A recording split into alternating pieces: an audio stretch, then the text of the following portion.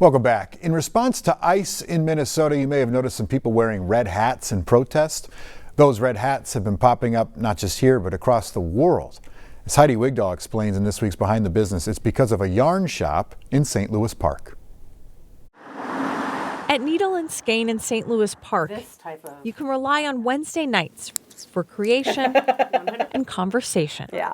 It was the week that Renee Good had been killed, so we were really upset and talking a lot about things that were going on. Employee Bethany Penna says they wanted to add on to the rows of work already happening to help their neighbors when a coworker had an idea. He remembered this pattern from World War II that was created in Norway when they were occupied by the Nazis. And they had made these red hats with these points and tassels. They would wear them as a sign of the resistance. And they became so widespread that the Nazi Party actually banned use of those hats and wearing those hats in Norway. He came up with a pattern, Melt the Ice Hat. This is exactly what we need. Owner Gila Mashal then organized a knit-along. That night that we advertised we were going to do this, I had over 100 people in the store. We knew we hit a nerve. We hit a nerve. Soon, people were sending not only their hearts, but their hats. And we went through, 3 shipments of red yarn in the first 2 weeks. Yeah. All right, $299.62 Are you going to knit a red hat? Yes.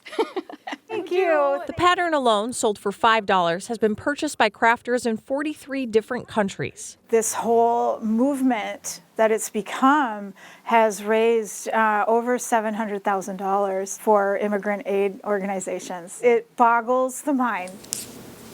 And I think it's a really beautiful tribute to our Norwegian ancestors. And I think it's just a really beautiful, perfect circle moment. And this is about humanity, and it's about caring for your neighbor.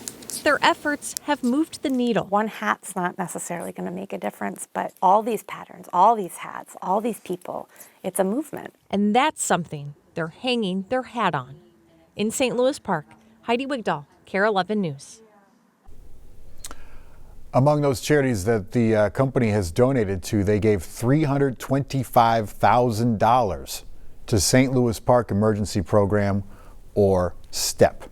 The organization's helping with everything from rent to food assistance. Prince fans, you're ready to go.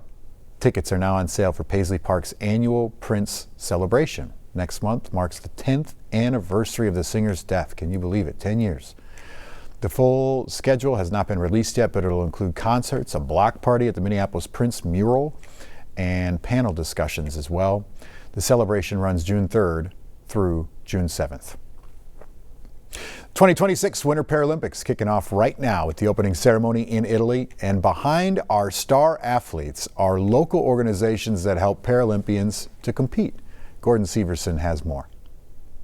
This is a Nordic sit ski, so if you're watching the Paralympics, you will see these. At Courage Kenny, they give young athletes the tools and training they need to play adaptive sports. This chair is going to be used for basketball, tennis, lacrosse. And like clockwork, every time the Paralympics roll around, Ryan Trench says they see a huge uptick in new athletes who want to play. The increase in coverage over the last few Paralympics has been amazing. It's providing representation. Trench says they have seen several of their athletes go on to compete in the international tournaments and the Paralympics over the years. It's a community that we all kind of know and we're really proud of. Coach Tony Lang has 2 of his former players competing on the U.S. sled hockey team this year, Liam Cunningham and Landon Uthke. To see them start with our program, they were probably 5 or 6 years old, so we're just incredibly proud of them. They are now inspiring the next generation of Paralympians. It's very inspirational for our young athletes. Bill Grumish is the executive director of Hope Inc. They host several adaptive sports tournaments every year,